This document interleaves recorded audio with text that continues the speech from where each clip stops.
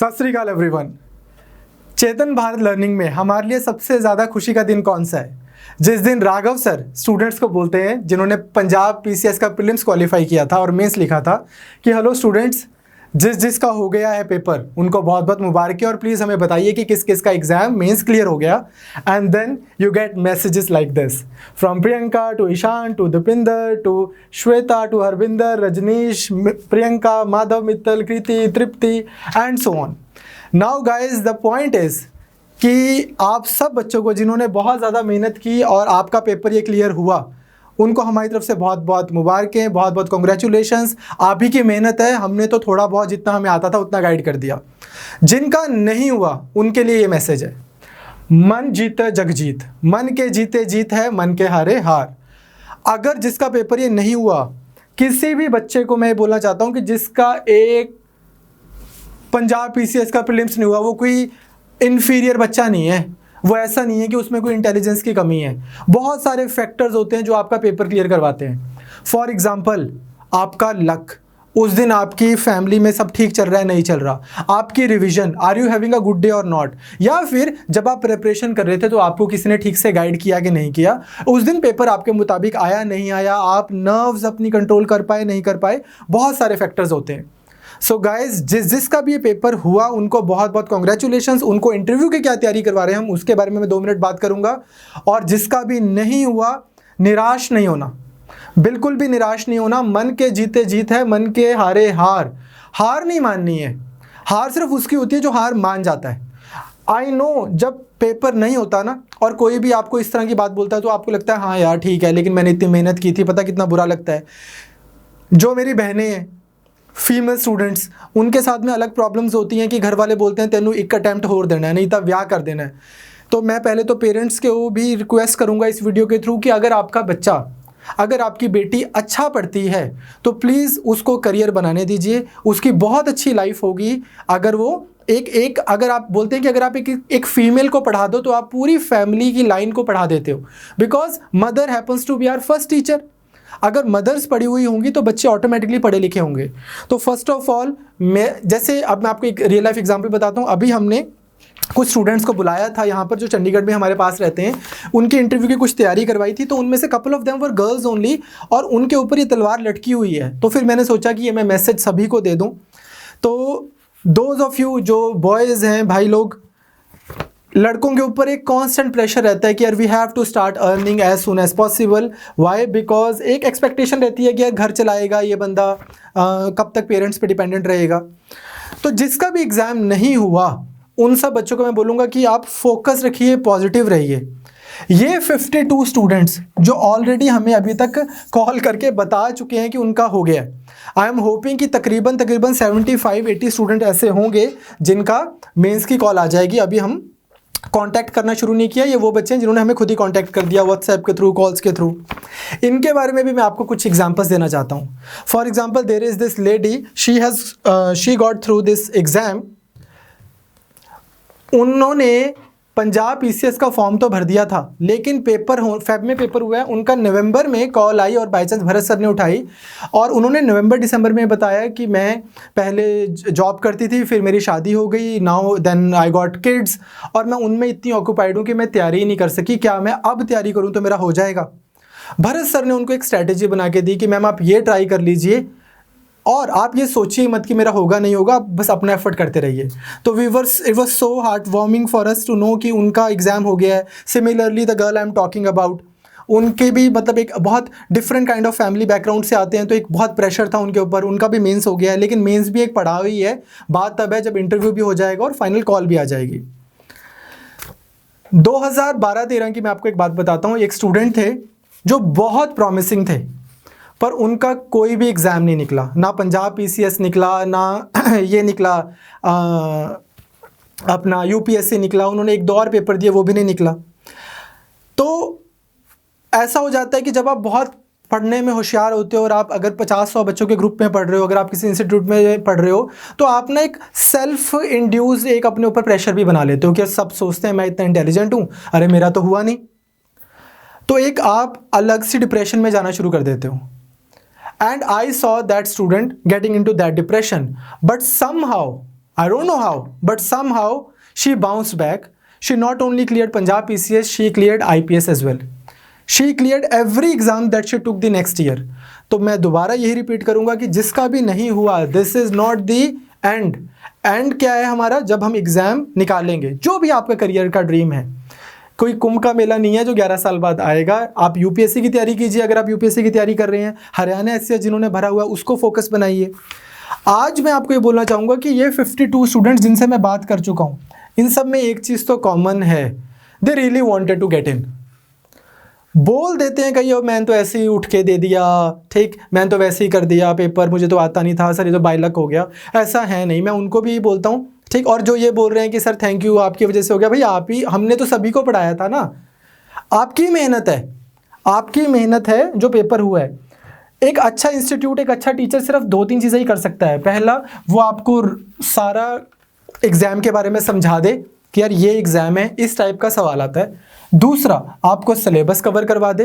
तीसरा, जब भी आपको साइकोलॉजिकल कोई हेल्प की ज़रूरत है, आपको समझ नहीं आ रहा, लेट्स से आपकी फैमिली में ऑलरेडी कोई आईएएस ऑफिसर नहीं है.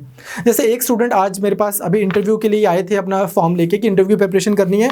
तो उन्होंने एक बात बोली, वो बोलते कि sir, there is this boy, he was like कि सर मेरी ना फैमिली में कोई अच्छी गवर्नमेंट जॉब पे ही नहीं है. आईएएस, आईपीएस, पीसीएस तो दूर की बात है कि एक अच्छे लेवल की गवर्नमेंट जॉब में भी कोई नहीं है, और मैंने लाइफ में कोई इंटरव्यू नहीं दिया, तो मुझे बिल्कुल भी तजुर्बा नहीं है. यहाँ पे आपको इंस्टीट्यूट्स हेल्प कर सकते हैं. If you come from such families where you have culture of excellence, जैसे आपके पापा ऑफिसर हैं या already you know people, then again आपको भी वही हेल्प हो जाएगी कि आपको सारा सिलेबस मिल जाता है, आपको थोड़ी फैमिली से भी सपोर्ट मिलती है, जो थोड़ी बहुत प्रूनिंग चाहिए होती है, जो पॉलिशिंग चाहिए होती है, वो यहाँ से हो जाएगी. सो हम बच्चे इतना ही किया है हमने, बाकी इन बच्चों की मेहनत है. इससे ज़्यादा ना हम कमिट करते, ना हम कर सकते, ना कोई कर सकता. कोई भी कुछ भी क्लेम करे, इससे ज़्यादा कोई इंस्टीट्यूट क्या कर देगा. वो सारा सिलेबस अच्छे से करवाए, सिलेबस करवाने के बाद में वो MCQs करवाए, उसके बाद में बच्चों को ये बताए कि इतनी तैयारी बहुत है, इसके प्रेडिक्टेबल पेपर ऐसा है, फीडबैक दे और उनको साइकोलॉजिकल हेल्प दे. तो इतना हमने किया है, इतने का ही हमारा श्रेय बनता है, उसके ऊपर इन स्टूडेंट्स की मेहनत है. अब बात हम करते हैं इंटरव्यू की. इंटरव्यू की प्रिपरेशन के लिए जो भी बच्चे जिनका ये हो गया है, जो ये 52 है, इनका तो हमारे पास फॉर्म आ गया है. जो बाकी भी बच्चे हैं, आप हमें अपने फॉर्म्स भेज दीजिए. 3-4 पार्ट्स में हम इंटरव्यू की प्रिपरेशन को डिवाइड करते हैं. इन्होंने ये बोला है पंजाब PCS के लिए PPSC ने कि आपका इंटरव्यू का फिजिकल जून मिड में होगा.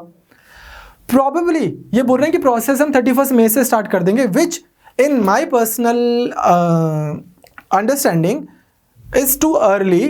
But at the same time PPSC बहुत बड़ी ऑर्गेनाइजेशन है, उनके पास रिसोर्सेज हैं, वो कुछ भी कर सकते हैं अच्छे से. तो हम तैयार रहें कि हमारे 15 दिन में इंटरव्यू स्टार्ट हो सकते हैं. हो ना हो वो बात की बात है. इसमें 3-4 पार्ट्स में हम इंटरव्यू की प्रिपरेशन को डिवाइड करेंगे.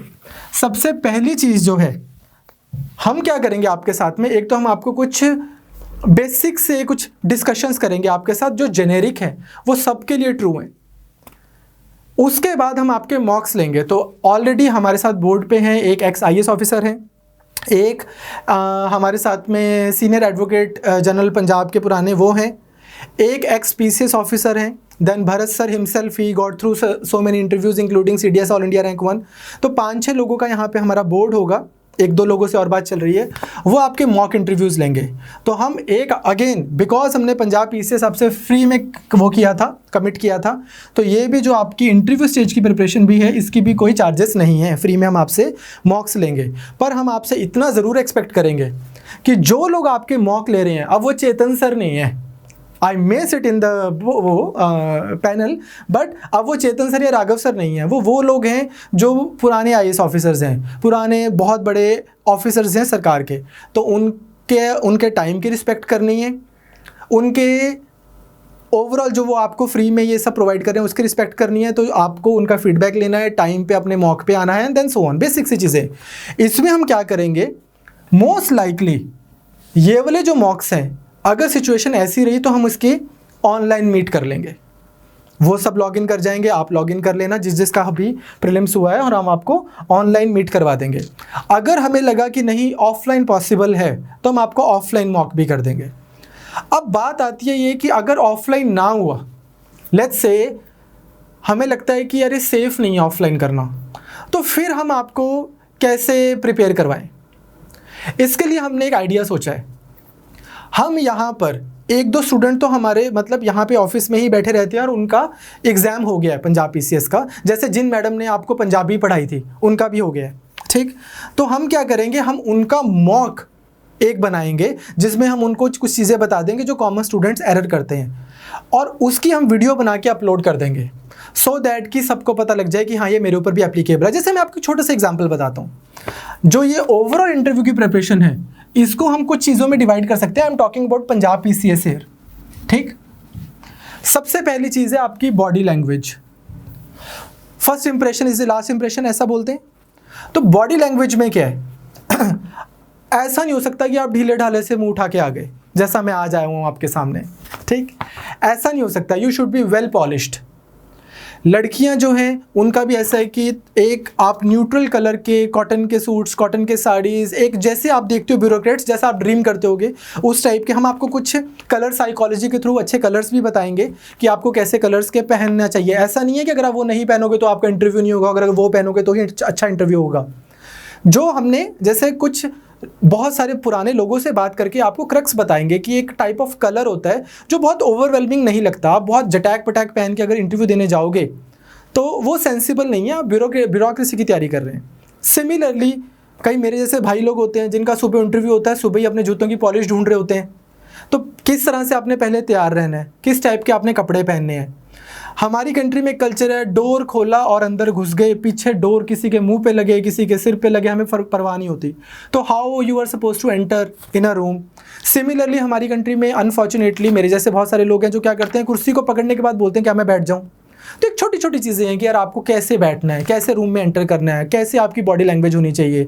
इस इंटरव्यू के प्रोसेस को हम बहुत ज़्यादा हुआ भी नहीं बनाएंगे, बट एक बेसिक मैनरिज्म, जैसे आपने देखा होगा सिर्फ इंटरव्यूज़ के लिए ट्रू नहीं है, नॉर्मल भी अगर आप कहीं चले जाओ किसी बैंक में, कहीं आप कहीं फॉर्म भर रहे होते हो, लोग आपका पेन पकड़ने के बाद बोलते हैं यार मैं एक मिनट पेन ले लूँ।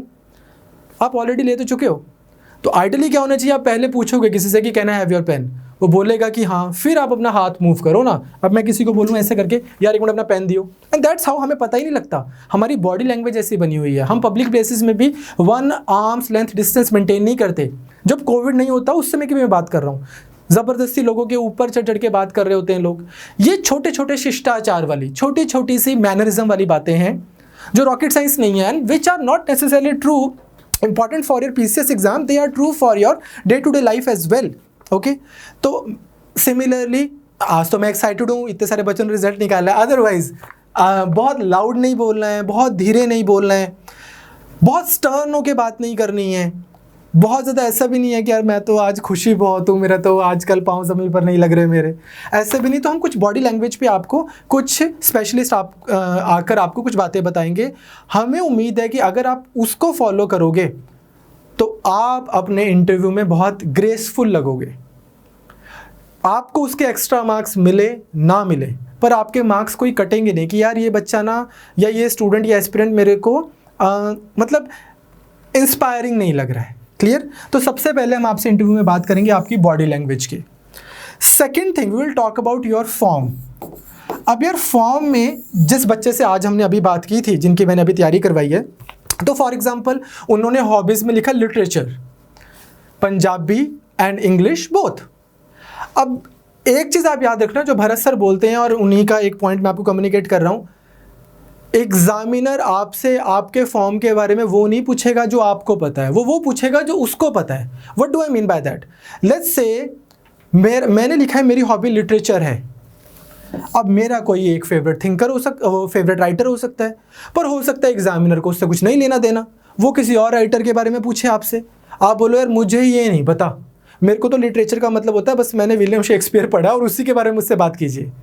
तो then they will be like कि भाई नहीं, मुझको तो जैक लंडन के बारे में बात करनी है। You understand what I am saying? अगर आपने कोई हॉबी लिखी है तो ये नहीं है कि हॉबी में आपने अपना फेवरेट राइटर तैयार कर लिया और उनकी एक किताब तैयार कर ली और बात खत्म हो गई। आप पहले तो ऑनेस्टली लिखोगे जो आपकी हॉबी है। अगर आप लिटरेचर तभी लिख रहे हो ना क्योंकि आपकी हॉबी है। अगर आपकी हॉबी है तो ऑलरेडी आपको 5-6 राइटर्स का पता होगा, उनके वर्क्स का पता होगा, उनके वर्क्स के ऊपर अगर किसी ने कुछ अडेप्टेशन की है वो पता होगा। नहीं पता तो पता करो। सिमिलरली अपनी रिस्पेक्टिव हॉबीज़ तैयार कीजिए। आप जिस स्कूल में पढ़े हैं, जिस कॉलेज में पढ़े हैं, जैसे यही बच्चे की अगर मैं दोबारा बात करूँ एक दूसरे बच्चे की, सॉरी नॉट इनकी, वो बाबा फरीद कॉलेज है, कोई बाबा फरीद स्कूल, वहाँ से पढ़े हैं, तो उनको पता होना चाहिए उस एरिया के बारे में, फरीदकोट, फिरोजपुर, जहाँ से भी है वो, ठीक, कि उसके बारे में, फरीदकोट के बारे में उन्हें पता होना चाहिए अच्छे से, वहाँ के बारे में भी पता होना चाहिए, स्कूल के बारे में।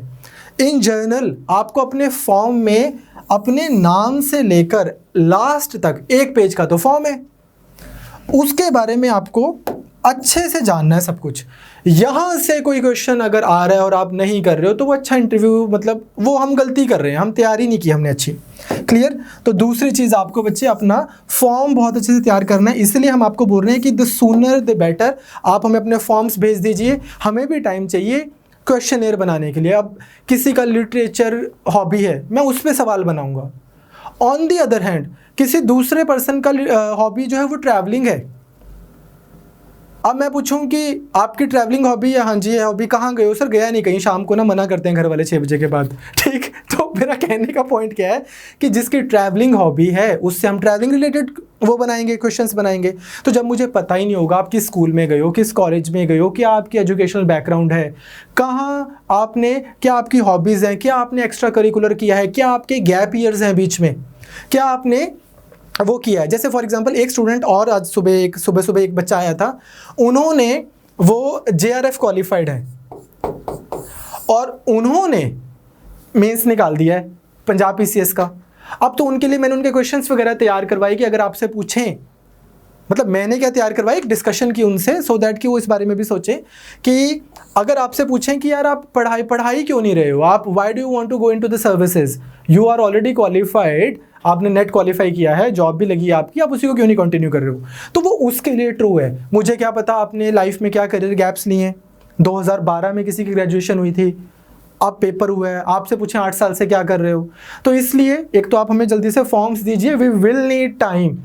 हाँ, जे फाही बढ़ना है, वही 10 क्वेश्चन सब बच्चों को चिपका देने हैं 5-5 हज़ार रुपये लेके, वो अभी हमने CBL में तो एटलीस्ट करना शुरू नहीं किया है, ठीक, ना ही शायद हम कभी करेंगे, ठीक। कहते ना रब सिद्धि मता Dave. Now point is this कि अगर आपसे हमने पर्सनलाइज्ड इंटरव्यू तैयारी करवानी है तो बच्चे ऐसे ही होएगी, ठीक। दूसरी चीज़ क्या है, फॉर्म को हम बहुत अच्छे से करेंगे। तीसरी, एक कुछ जेनेरिक क्वेश्चंस हैं which you should ask yourself as well, that why do I want to serve, why me, मेरे को ही क्यों सिलेक्ट किया जाए, मैं यही जॉब क्यों करना चाहता हूँ, दुनिया में 1 करोड़ और जॉब्स हैं, ठीक। तो उस तरह के कुछ ये वाले जेनेरिक क्वेश्चंस हैं, ये सभी के लिए वही सेम रहेंगे। बॉडी लैंग्वेज में ना वो बहुत सारी बातें भी आती हैं कि जैसे कुछ फ्रेजेस हैं जिसको आप यूज़ करते हो तो आप हम्बल साउंड करते हो, कुछ फ्रेजेस हैं जिसको आप यूज़ करते हो तो आप रूड साउंड करते हो, चाहे आप रूड लाइफ में हो भी नहीं, चाहे आपका मतलब था भी नहीं ऐसा। फॉर एग्जाम्पल, आप किसी को ये बोलते हो कि as far as I am aware, like I may be wrong. अब यहाँ पे ऐसा नहीं है कि आप ऐसे बोल रहे हो कि यार इतना ही है, मैनू पता है। ऑन दी अदर हैंड आप दूसरे को बोलो no you are wrong, panel वाला बोल रहा है कि यार you think so, I think this is, it's not like this but it's actually like this, और आप बोलो no sir you are wrong. अब ऐसे वाली छोटी छोटी चीज़ें होती हैं जो हम बॉडी लैंग्वेज में यहाँ पे, नॉट ओनली व्हेन आई से body language, I don't necessarily mean how you appear, what you wear, but also how you talk there, also how you present your point, also how you communicate with them. Examiner जो panel बैठा है, let's say आप उनसे बात कर रहे हो and then they start looking here and there as if they are not interested at all, then how you react to that. आप एक चीज़ याद रखना, जिसका भी मेंस हुआ है, जो भी इंटरव्यू देने जा रहा है, आपके हाथ में सिर्फ बच्चे ये चीज़ है कि आपने कैसे बिहेव करना है वहाँ पे, और वहाँ पे अच्छे स्टूडेंट की तरह बिहेव करना है।